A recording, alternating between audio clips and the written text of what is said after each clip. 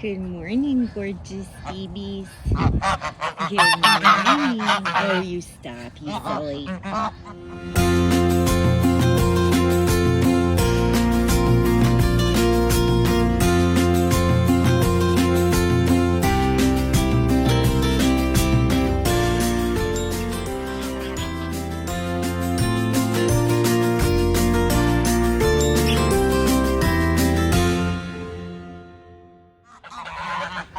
So, Bristol's udder's been feeling more every day. Her ligaments are detached from the backbone and softer, not gone. So I'm thinking maybe next week. Feels like could be next week for her, which would still put her a couple weeks before when I thought originally. There she is. And this is her daughter, Bliss. Probably, most likely, only has a single. And she's not due until the beginning of February. And then here's the Bree.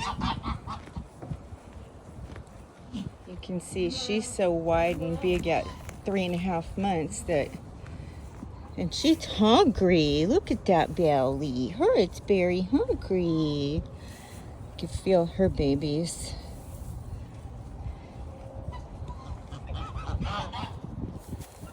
She usually, yesterday they were kicking me. I don't expect her until the end of February.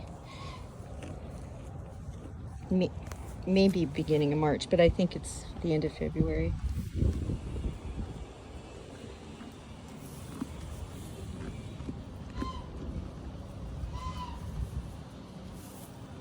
There's the babies. There's those kicks. She's a good girl. She's the best mama.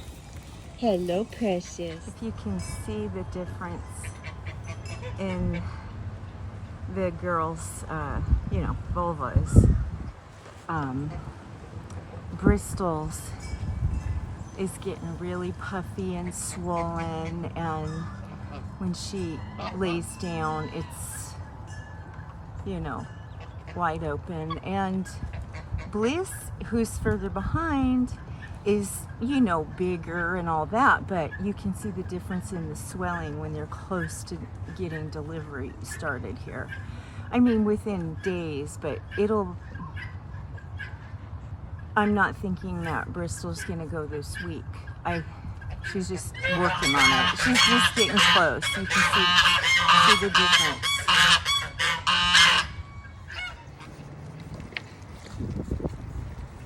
Don't chew on my hand. You bit me hard. You stinker. Oh, my stinker. You my stinker. Yes, you are. Don't chew on me either. I'm going to kiss you. Yes, he's nasty. Not as nasty as Samson, though. I love you. I love you so much. Just to clarify a bit, none of my girls, all the girls are pregnant, so he's not as interested in, urinating on his face and stuff, so it's okay. Girly is doing so much better now that I put Samson up. Because Samson is so protective of Betty that if Betty's at the hay feeder, he won't let anybody near the hay feeder. And Burley is too old and fragile to deal with it, so. But his eyes even have a better attitude in him. He's still standing around with his tail down. But he eats well. He's back to eating his hay, which he'd kind of been off for a while. He would eat the hay pellets, and he would eat, obviously sweet feed and any kind of treats, but he wasn't really interested in his hay. And, the last, I want to say 4 or 5 days, especially if I hold it for him, he's started eating his hay again. So you can see him going for the hay again, which is, you know, obviously a relief to see him starting to come around. It's been about a month since he initially got sick. I put some in this bucket for Burley so he doesn't have to deal with everybody else, but then he has to deal with everybody else. Huh, mister? So I wanted to separate Samson and Betty to give her a break, but they will not be apart. She just won't have it, and obviously he doesn't want to either. So they have their own section here.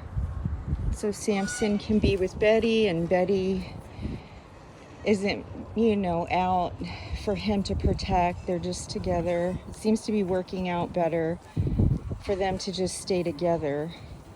She seems happier. He seems fine. They have enough room to move around, get some exercise, and still be with the rest of the herd, because there's a gate inside right about there.